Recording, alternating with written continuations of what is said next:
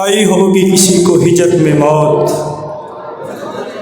آئی ہوگی کسی کو ہجر میں موت، ہم کو تو نیند بھی نہیں آتی۔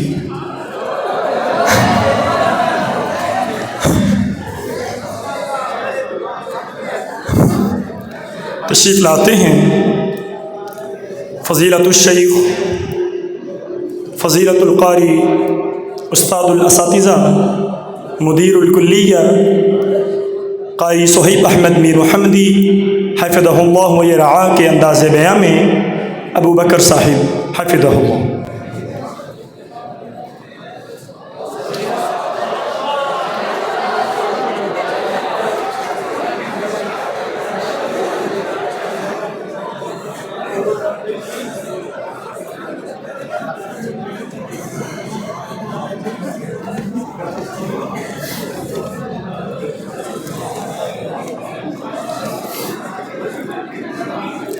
السلام علیکم ورحمۃ اللہ وبرکاتہ۔ الحمد للہ والصلاة والسلام علی رسول اللہ، اما بعد فاعوذ باللہ من الشیطان الرجیم، بسم اللہ الرحمن الرحیم۔ ان الصلاة كانت على المؤمنين كتابا موقوتا۔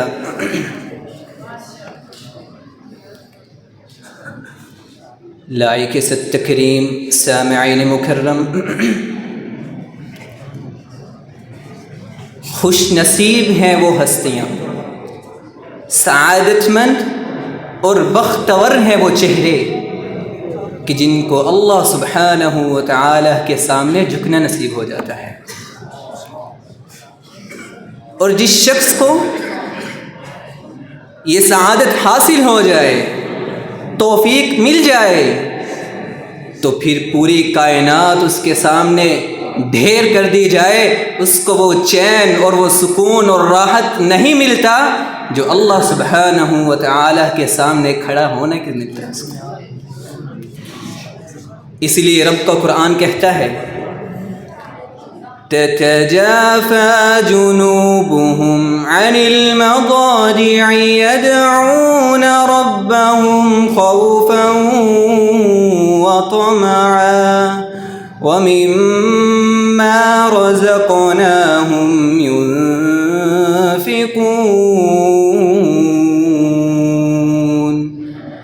جو اللہ والے ہوتے ہیں، محمد مصطفیٰ کو ماننے والے ہوتے ہیں، ان کا زیادہ تر بستروں کے اوپر کیسے ٹک سکتے ہیں، ان کے پہلو بستروں کے اوپر کیسے لگ سکتے ہیں؟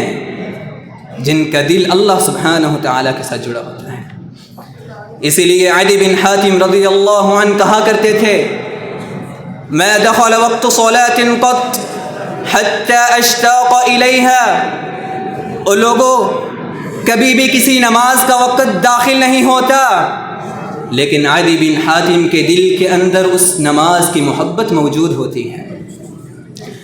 اب صلی اللہ علیہ وسلم باجماعت نماز کی اہمیت بیان کرتے ہوئے فرماتے ہیں او میرے صحابہ، من صلی للہ 40 یوما فی جماعہ یدرک التکبیرۃ الاولی، جو شخص صرف 40 دن باجماعت تکبیر اولیٰ کے ساتھ نماز پڑھ لیتا ہے، کتب لہ براءتان، اس کے لیے 2 خوشخبریاں لکھ دی جاتی ہیں، براءۃ من النفاق، دنیا میں رہتے ہوئے اللہ سبحانہ و تعالی اس شخص کو نفاق جیسے بیماری سے محفوظ فرما لیتے ہیں، وبراءۃ من النار، کل قیامت الدن ہوگا اللہ ذوالجلال جہنم سے آزاد کر کے جنت کا داخلہ نصیب فرما دیں گے۔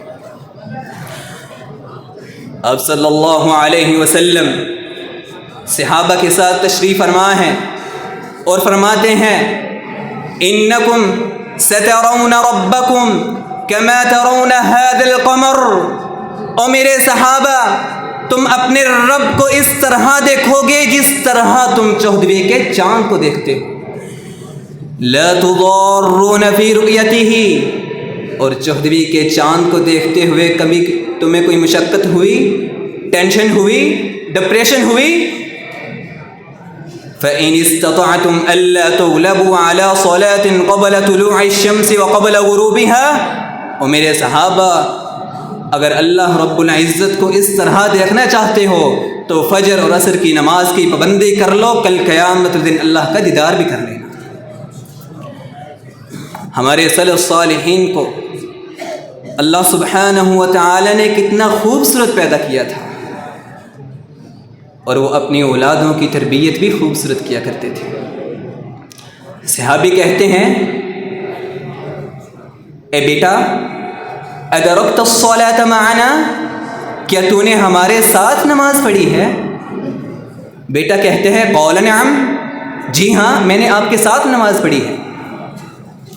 صحابی پوچھتے ہیں ادرکت التکبیرۃ الاولی، تکبیر اولی کو پایا تھا؟ قال لا، فرمایا لما فاتك منها خير من 100 ناقة كلها سود العين، فرمایا بیٹا با جماعت نماز کا جو حصہ تم سے رہا ہے، اگر 100 اونٹنیاں مجھے مل جائیں سیاہ آنکھوں والی، مجھے اتنی خوشی نہیں ہونی تھی بیٹا جتنی خوشی تیری با جماعت نماز پڑھ لینے سے ہونی تھی۔ آج کے بھی والدین ہیں، ان کو کہا جائے نا جناب آپ اپنی اولاد کو نماز کا کیوں نہیں کہتے ہیں مولانا صاحب آپ کو پتہ ہے نا وہ بچے ہیں۔ 70 سالہ بچہ بھی کہتا ہے کہ میرے بچے کو بلہ لگ جائے، دنیا جہاں کی ہر شے آتی ہے، نہیں آتا رب کا قرآن، نہیں آتا محمد مصطفیٰ فرمان نہیں آتا۔ یہ لوگ کیسے امت کو لے کے چلیں گے؟ سعید بن مسیب رحمہ اللہ کہا گئے، جو کہا کرتے تھے ما اذن المؤذن منذ 30 سنہ، 10 سال نہیں، 20 سال نہیں، 30 سال گزر چکے ہیں، مؤذن اذان بعد میں دیتا ہے، سعید بن مسیب پہلے مسجد میں موجود ہوتا ہے۔ ربیعہ بن یزید کو کہاں سے لے کے آؤں، جو کہا کرتے تھے ما اذن المؤذن منذ 40 سنہ الا وانا فی المسجد، وہ لوگوں 40 سال گزر چکے ہیں، مؤذن اذان صبح کی بعد میں دیتا ہے، ربیعہ بن یزید پہلے مسجد میں موجود ہوتا ہے۔ الا ان اکون مریضا او مسافرا، ہاں بیمار ہو جاؤں یا سفر پہ نکل جاؤں ایک علیحدہ بات ہے۔ اور یہ خوشخبری اور یہ اتنی پیاری خوبی کیسے آتی ہے، کن کو ملتی ہے؟ رب کا قرآن کہتا ہے وَمَا يُلَقَّاهَا إِلَّا الَّذِينَ صَبَرُوا وَمَا يُلَقَّاهَا إِلَّا ذُو حَظٍّ عَظِيمٍ۔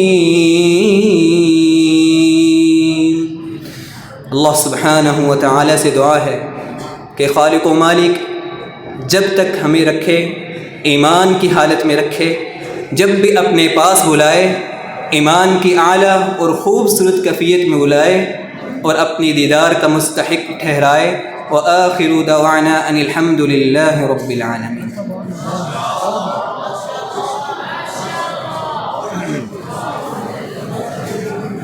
تلاوت کے لیے تشریف لاتے ہیں ابو حسن بن عامر، تلاوت کلام حمید کے لیے تشریف لاتے ہیں گلدستہ قراءات فضیلت الشیخ محترم جناب قاری ابو حسن بن عامر۔